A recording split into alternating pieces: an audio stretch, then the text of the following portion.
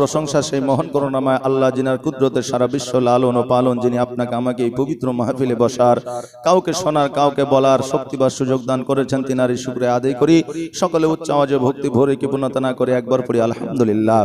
তারপরে পরে আকা মাওলা জনাবে মুহাম্মদ রাসূলুল্লাহ সাল্লাল্লাহু তাআলা আলাইহি ওয়াসাল্লামের প্রতি লাখ কোটি দরুদ ও সালাম শান্তির ধারা বর্ষিত হোক, অর্পিত হোক, নাজিল হোক। তাই সকলে আমরা আবারও পড়ি আল্লাহুম্মা আমিন। আল্লাহ তাবারাক তাআলা আল কোরআনুল মাজিদের মধ্যে ঘোষণা করলেন, ইরশাদ করলেন, ফরমায়া দিলেন, বলে দিলেন, ওয়া আম্মা বিনি'মাতি রাব্বিকা ফাহাদ্দিস। আল্লাহ বললেন, বান্দারে তোমরা যারা আমার নিয়ামতের প্রশংসা করো, আমি আল্লাহ আমার প্রশংসা করা হয়। জোরে বলেন সুবহানাল্লাহ। আল্লাহ তাবারাক তাআলা জগতের মধ্যে যাবতীয় যাহা কিছু গাছপালা, নদী নালা, কীট পতঙ্গ দিয়েছেন, প্রত্যেকটা জিনিসই কিন্তু মানুষের জন্য নিয়ামত। জোরে বলেন সুবহানাল্লাহ। স্ত্রী সন্তানের জন্য নিয়ামত, সন্তান স্ত্রী স্ত্রী স্বামীর জন্য নিয়ামত, স্বামী স্ত্রীর জন্য নিয়ামত, সন্তান পিতামাতার জন্য নিয়ামত, পিতামাতা সন্তানের জন্য নিয়ামত। বিরাদার, আজকে জগতের মধ্যে আল্লাহ তাবারাক তাআলা বুদ্ধি দিয়ে, বিদ্যা দিয়ে, আপনার চেহারা দিয়ে আল্লাহ তাবারাক তাআলা জগতের মধ্যে এই মানুষকে সেরা করে পাঠিয়েছে। জোরে বলেন সুবহানাল্লাহ। আজকে এই মানুষ জগতের মধ্যে সর্বসেরা। কিন্তু বেরাদার, আপনি যখন চলাফেরা করবেন, একটা বাড়িতে যদি কুকুর পোষেন, তো ওই কুকুরটাকে যখন 10 দিন আপনি খেতে দিবেন, কুকুরটা আপনাকে চিনে ফেলবে না, চিনবে না? একটা বিড়ালকে যখন 10 দিন খেতে দিবেন, বিড়ালটা আপনাকে চিনতে পারবে। পৃথিবীর মধ্যে যত প্রাণী আছে না কেন, প্রত্যেকটা প্রাণী আপনার একজন অপরকে চিনতে পারে, মানুষকে চিনতে পারে। কিন্তু এমন একটা প্রাণী জগতের মধ্যে আছে যে একজন মানুষ অপরজন মানুষকে চিনতে পারে না। একজন স্ত্রীর সঙ্গে স্বামী গত 40 বছর ধরে সংসার করছে, ছেলেপিলে হয়ে গেছে, বৌমা হয়ে গেছে, বেরাদার মেয়ের বিয়ে দিয়ে দিয়েছে। তারপরে শোনা যাচ্ছে যে রাজমিস্ত্রির ছেলের হাত ধরে পালিয়ে গেছে। যে এরকম ঘটনা আছে না? আছে। তাহলে বাবা 40 বছর ঘর সংসার করার পরে স্বামী স্ত্রীর মন বুঝতে পারলো না, আর স্ত্রী স্বামীর মন বুঝতে পারলো না, তাহলে বলেন সব চাইতে আপনার যে প্রাণীকে চেনা কষ্টকর, সেটা হচ্ছে মানুষ।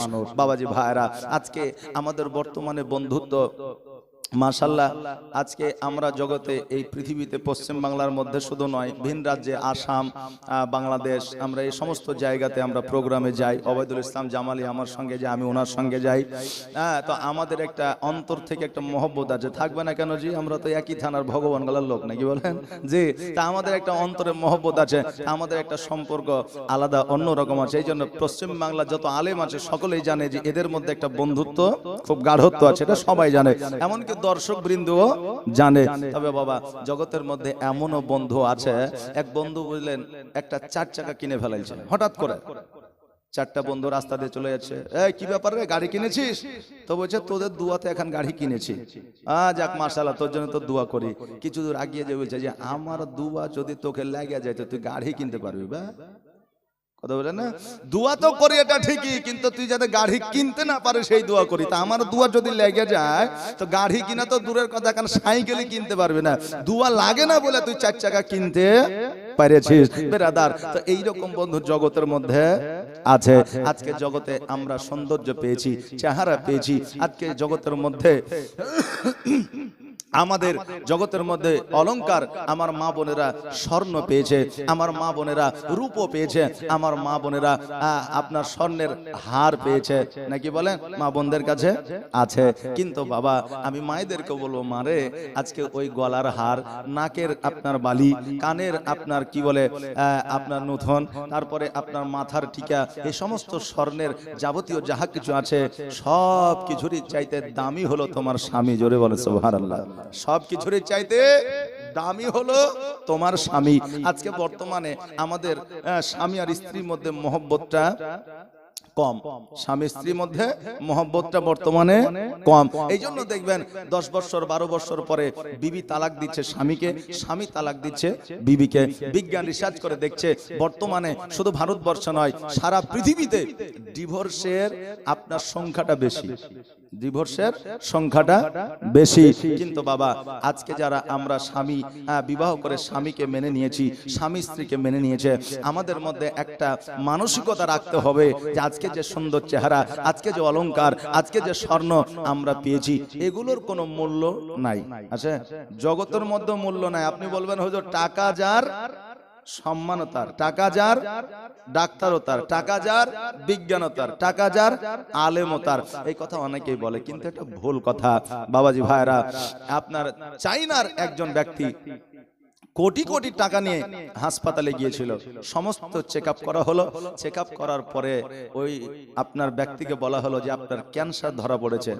বলে আমি তো অনেক টাকা নিয়ে এসেছি, কোটি কোটি টাকা, একাধ নয় 80,000 কোটি টাকা নিয়ে এসেছি, মানে আমার যা সম্পদ, তা আপনি চাইলে পুরো টাকাটা আপনি নিয়ে নিতে পারেন, কিন্তু আমার চিকিৎসাটা করেন। ডাক্তার বলল যে আপনার শেষ স্টেজ চলছে, আপনাকে বাঁচানো সম্ভব নয়। সমস্ত টাকা ওই মেডিকেল হাসপাতালে ছিটিয়ে দিয়ে চলে এসেছিল যে আমি এতদিন ধরে যে উপার্জন করলাম, তা এই উপার্জনের মূল্য কি আছে, টাকার মূল্য কি আছে, সম্পদের মূল্য কি আছে। বাবা আপনি যদি এই টাকা উপার্জন না করে আজকে সম্পদের পিছনে না ছড়ে আপনার নামাজ পড়ে রোজা রেখে আল্লাহকে যদি খুশি করতে পারতেন, তা আল্লাহ তো রোগ দেয়, আল্লাহ তো বালা দেয়, আল্লাহ তো সম্পদ দেয়, আল্লাহ তো টাকা দেয়, আল্লাহ তো স্বর্ণ দেয়। তা আপনি সবচাইতে বড় আপনার মালিক যে হলো আমার আল্লাহ তাবারাক তাআলা, ওই আল্লাহ তাবারাক তাআলাকে যদি খুশি করতে পারেন, আপনার রোগ বালা মুসিবত জীবনে কোনোদিন হবে না। জোরে বলেন সুবহানাল্লাহ। বাবাজি ভাইরা, আমার মায়েরা, লক্ষ্য করে শুনবেন, আজকে জগতের মধ্যে আমরা 60 বছর 70 বছর 80 বছর বেঁচে থাকি। আজকে 60 বছর 70 বছর বেঁচে থাকার জন্য আমরা যে টালি দিয়ে বাড়িখানা তৈরি করি, আমরা যে মার্বেল দিয়ে বাড়িখানা তৈরি করি, আমরা যে পাকা দিয়ে বাড়িখানা তৈরি করি, এই বাড়িখানা তৈরি করতে 6 বছর থেকে 7 বছর সময় লেগে যায়। আজকে সুন্দর করে যদি আরো তৈরি করি 10 বছর মিনিমাম সময় লেগে যায়। এত সুন্দর করে বাড়িখানা তৈরি করার পরে ওই বাড়িতে প্রবেশ করি। আচ্ছা বলেন 10 বছর যে বাড়িখানা তৈরি করতে সময় লাগবে, ওই 10 বছর আপনি বাঁচবেন কিনা কোনো গ্যারান্টি আছে? আচ্ছা, ওই 10 বছর বাঁচবেন কিনা গ্যারান্টি নাই। 10 বছর তো দূরের কথা, 10টা সেকেন্ড আপনি বাঁচবেন কিনা তার গ্যারান্টি না। আজকে যেই জগতে আপনি 60 বছর 70 বছর থাকবে, আপনার 10 বছর আপনি সময়টাকে কাজে লাগায়া মস্ত বড় একটা বাড়ি তৈরি করতে চান, যেখানে আপনি 60 বছর 70 বছর থাকবেন। আর যেই কবরে আপনি যাবেন, ওই কবরটা তৈরি করতে মিনিমাম 30 মিনিট থেকে 1 ঘন্টা লাগে। ওই কবরে আপনাকে সারা অমর ভর থাকতে হবে। আজকে জগতের মধ্যে যেই চেহারা নিয়ে তুমি ঘোরো, আজকে জগতের মধ্যে যে স্বর্ণ নিয়ে তুমি ঘোরো, আজকে জগতের মধ্যে যে টাকার বড়াই তুমি দেখা, এমন একটা দিন আসবে, এমন একটা সময় আসবে, সেই সময় তোমার টাকার বড়াই থাকবে না, সেই সময় তোমার চেহারার বড়াই থাকবে না, সেই সময় তোমার যৌবনের বড়াই থাকবে না, সেই সময় তোমার রক্তের গরম থাকবে না, সেই সময় তোমার একটা কথাই মনে আসবে, হায় রে সারা জীবন আমি কি করিলাম। বাবাজি ভাইরা, একটা সময় আসবে যে সময় আপনি মনে মনে চিন্তা করবেন, আল্লাহ গো আমাকে পুনরায় একটা সময় দেওয়া হোক, পুনরায় আমাকে একটা টাইম দেওয়া হোক, আমি আল্লাহ তোমার ইবাদত বান্দেগি করব, পুনরায় আমাকে একটা সময় দেওয়া হোক, আমি আল্লাহ তোমার উপাসনা করব। আল্লাহ বলে, বান্দারে তোমাকে একবারই আমি সময় দিয়েছিলাম, সেই সময়টা তুমি মেইনটেনেন্স করো না, তোমাকে পুনরায় দ্বিতীয়বার আর সময় দেওয়া হবে না। কবরে প্রথম রাত্রি কেমন হবে আমাদের, কবরে প্রথম দিনটা আমাদের কেমন হবে, কবরে যখন আপনাকে শুইয়ে দেওয়া হবে, কবরে মুনকার নাকির আসিয়া 3টা প্রশ্ন করবে, তোমার রবকে, তোমার ধর্মকে, তোমার নবীকে।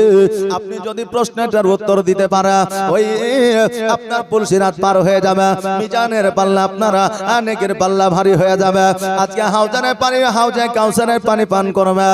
আর 3টা প্রশ্নের উত্তর যদি দিতে না পারে, ডান দিকের মাটি বাম দিকের মাটি আপনাকে এমন করে চাপ দেবে, আপনার হাড় হাড্ডি গুলা আটার মতো পিসাই করে দিবে। জোরে বলেন সুবহানাল্লাহ। এত যন্ত্রণা, এত কষ্ট কেমন করে সহ্য করবি রে মা? আজকে জগতের জগতের মধ্যে শীতের দিনে ঠান্ডার সময়ে আজকে ফজরের নামাজ তুমি আদায় করতে পারো না, আজকে শীতের দিনে তুমি ঠান্ডার জন্য ঠান্ডা পানি দিয়ে ওযু বানাতে পারো না, আজকে গরমের দিনে ঘরের মধ্যে রাত্রি বেলায় রাত্রি 12টার পরে তাহাজ্জুদের নামাজ তুমি আদায় করতে পারো না, আল্লাহর দরবারে তুমি দোয়া করতে পারো না। আজকে গরমের ভয়ে ঠান্ডার ভয়ে আমার নবী বলে এই আমার উম্মত উম্মতিরা শোনো, আজকে জগতের শীত তোমাদের কাছে কিছুই নয়, আজকে জগতের গরম তোমাদের কাছে কিছুই নয়। যদি তুমি এই জগতের ঠান্ডা শীত যদি সহ্য করতে না পারো, কিয়ামতের দিন ওই জাহান্নামের আগুন কেমন করে সহ্য করবে? জাহান্নামের আগুন বড় ভয়াবহ আগুন, যে আগুনে আপনাকে নিক্ষেপ করলে 70 বছর জাহান্নামের আগুনে পড়তে সময় লাগে। জোরে বলে সুবহানাল্লাহ। ও বাবাজি ভাইরা, মওত কাকে বলে? মওত আমাদের কেমন হবে? একটা আমার নবী পাক সাল্লাল্লাহু তাআলা আলাইহি ওয়াসাল্লামের সাহাবী গিয়ে বললেন, ইয়া রাসূলুল্লাহ, ইয়া হাবিবাল্লাহ, নবী গো, আজকে মানুষ যখন ইন্তেকাল করবে, নবী গো, মানুষের কি আঘাত যন্ত্রণা ব্যথা বেদনা হবে? নবী আমার বলে, এই আমার সাহাবীরা শুনে নাও, শুনে নাও, একটা উটকে হালাল না করিয়া ওই উটের চামড়া গুলোকে চাকু দিয়ে যখন তুমি ছিলবে, একটা উট চামড়া ছিলার যতটা ব্যথা অনুভব করবে, একটা নয়, দুইটা নয়, চারটা নয়, পাঁচটা নয়, 10টা নয়, 20টা নয়, 30টা নয়, 80টা উটের চামড়া ছিলিয়া যতটা 80টা উট ব্যথায় ব্যথিত হবে, একটা মানুষের যখন জান কবজ হবে কতটা ব্যথা অনুভব করবে। জোরে বলেন সুবহানাল্লাহ। বাবাজি ভাইরা, মানুষ যখন মারা যায় কুল পাতা গরম জল দিয়ে গোসল কেন দেওয়া হয়? কুল পাতা গরম জলে গোসল এই জন্য দেওয়া হয়, আপনার যখন মৃত্যু ঘটবে, ইসরাইল আলাইহিস সালাম আপনার জীবনটাকে, আপনার প্রাণটাকে যখন নিয়ে যাবে, আপনার শরীরটা ব্যথায় ব্যথিত হয়ে থাকবে, ওই গরম জল দিয়ে যখন আপনার শরীরটা আপনার ধৌত করে দিবে, অনেকটা ব্যথা থেকে আপনি আরাম পেয়ে যাবে। বাবাজি ভাইরা, আমার সাহাবীয়ে কেরামগণ আমার নবী মুস্তাফা সাল্লাল্লাহু তাআলা আলাইহি ওয়াসাল্লামকে বলে, ইয়া রাসূলুল্লাহ, ইয়া হাবিবাল্লাহ, নবী গো, তবে প্রত্যেকটা বান্দা বান্দির এই রকম কি কষ্ট হবে? আমার নবী মুস্তাফা সাল্লাল্লাহু তাআলা আলাইহি ওয়াসাল্লাম বলে, এই আমার সাহাবীরা, যারা মুমিন হবে, মুত্তাকি হবে, যারা সালিহিন হবে, সালিহা হবে, তাদের এমন ভাবে জানটা কবুল হবে, জ্বালা যন্ত্রণা ব্যথা বেদনা তো দূরের কথা, তারা তাদের মওত হয়ে যাবে, তারা জানতেও পারবে না। জোরে বলেন সুবহানাল্লাহ। মুমিন ব্যক্তির মৃত্যুর লক্ষণ হলো যারা মুমিন হবে, যারা মুত্তাকিন হবে, যারা সালিহ হবে, যারা সালিহা হবে, তারা যখন মরণ আপনার গ্রহণ করবে, তাদের যখন মওত হবে, তাদের কপালটা ঘেমে যাবে। জোরে বলেন সুবহানাল্লাহ। আর যারা বাবা মুমিন হবে, যারা মুমিনত্ব অর্জন করতে পারবে না, দেখবেন বাবা তাদের চোখ, তারা যখন মওত গ্রহণ করবে, তাদের কারো দেখবেন চোখ বাইরে হয়ে যাবে, কারো দেখবেন জিহ্বা বাইরে হয়ে যাবে, কারো পায়খানা হয়ে যাবে, কারো পেশাব হয়ে যাবে, অনেকে দেখবেন আপনার বমি করে দেয়, উল্টি করে দেয়, আপনার গলা থেকে যেন রক্ত বের হয়। কেন না, ইসরাইল আলাইহিস সালাম যখন আপনার প্রাণ পাখিটাকে নিতে যায়, তাদের প্রাণটা শরীরের মধ্যে ছোটাছুটি করে, কোন সময় পায়ের দিকে চলে যায়, কোন সময় হাঁটুর দিকে চলে যায়, কোন সময় পেটের দিকে চলে যায়, কোন সময় মাথার দিকে চলে যায়। তারা সহজে ইসরাইল আলাইহিস সালামকে আপনার ধরা দিতে চায় না। এই জন্য আমাদের অঙ্গ প্রত্যঙ্গে যেই সমস্ত জায়গাগুলো দিয়ে আমাদের অক্সিজেন আপনার নেওয়া দেওয়া হয়, যেই সমস্ত জায়গাগুলো দিয়ে হাওয়া বাতাস আপনার বের হয়, ওই সমস্ত জায়গাগুলোর মধ্য দিয়ে ইসরাইল আলাইহিস সালাম জান প্রাণ খানাকে বের করে নিয়ে আসে। এই জন্য অনেক মানুষের চোখ দুটো আপনার বের হয়ে থাকে, অনেক মানুষের জিহ্বাটা বের হয়ে যায়, অনেক মানুষের আপনার পায়খানা হয়ে যায়, অনেক মানুষের প্রস্রাব হয়ে যায়। বেরাদার মওতের এত যন্ত্রণা রে বাবা, মওতের এত যন্ত্রণা একজন মানুষ সহ্য করতে পারবে না। আল্লাহ তাবারক তাআলা আল কোরআনুল মাজিদের মধ্যে ঘোষণা করলেন খলিকাল ইনসানু দাইফা। আল্লাহ বলে বান্দারে আমি তোমাদের জগতের মধ্যে অতি দুর্বল করে পাঠিয়েছি, একটা সময়সীমা লিপিবদ্ধ করে দিয়ে পাঠিয়েছি। তোমাদের সময়সীমা যখন সমাপ্ত হয়ে যাবে, তোমাদের সময়সীমা যখন শেষ হয়ে যাবে, আমি আল্লাহ তোমাদের মওত ঘটাবো। মওত এমন একটা জিনিস রে বাবা, আপনি যেই জায়গায় লুকান না কেন, যেই জায়গায় যান না কেন, ইসরাইল আলাইহিস সালাম হাজির হয়ে যাবে। বেরাদার আজকে আমি মাওলানা পিয়ারুল তো দূরের কথা, আজকে আপনি তো দূরের কথা, আজকে বিজ্ঞান তো দূরের কথা, আজকে ডাক্তার তো দূরের কথা, আজকে মাস্টার তো দূরের কথা, আজকে প্রফেসর তো দূরের কথা। আগের যুগে কত রাজা বাদশাহ এই মওত থেকে বাঁচার জন্য সিন্ধুক তৈরি করেছে, সমুদ্রের তলে ঘর তৈরি করেছে, আজকে তারা রাজবাড়ি গুপ্ত ঘর তৈরি করেছে, কিন্তু তবু মওতের হাত থেকে ছাড় পায়নি, কিয়ামত পর্যন্ত ছাড় পাওয়া যাবে না। অবহেলায় দিন কাটাইলি রে বান্দা, অলসতায় দিন কাটাইলি, একবার আল্লাহর উপাসনা করলি না। বাবাজি ভাইরা, আপনি বলবেন আমি তো মারা যাব, আমি কষ্ট কেমন করে বুঝতে পারবো? আমি মারা গেলে আমার যা কষ্ট হবে আমি বুঝতে পারবো, লোকে তো বুঝতে পারবে না, মানুষ তো বুঝতে পারবে না। বাবাজি ভাইরা, আজকে থেকে বহুদিন আগে অর্থাৎ 2000 সালে আপনার আমাদের এলাকায় যখন বন্যা এসেছিল, কালোখালীর বাঁধ যখন ভেঙেছিল, কত সন্তান ওই পানিতে আপনার ভেসে গিয়েছিল, কত বাপ ওই পানিতে ভেসে গিয়েছিল, কত মা ওই পানিতে ভেসে গিয়েছিল, কত বাপ মা কত বান্দা বান্দি ঘর ছাড়া হয়েছিল, কত জমি জায়গা ছাড়া হয়েছিল।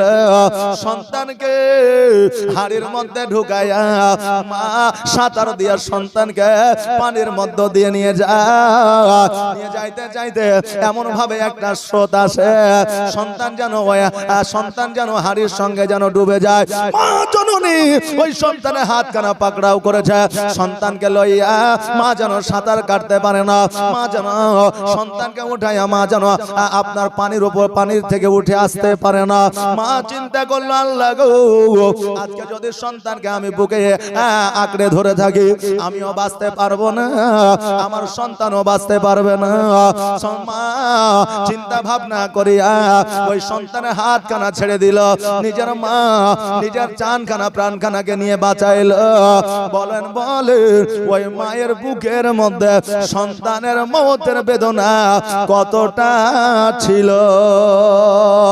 মা একজন মা বুঝতে পারে যখন শিশু সন্তান যুবক সন্তান যখন ইন্তেকাল করে, বাপ যখন সন্তানের লাশটাকে কাঁধে করে নিয়ে যায়, সারা পৃথিবী বাপের কাঁধে উঠেছে, এটা ওই বাপ যেন বুঝতে পারে। আহারে সন্তানের মায়া মমতা একমাত্র বাপ মায় বোঝে।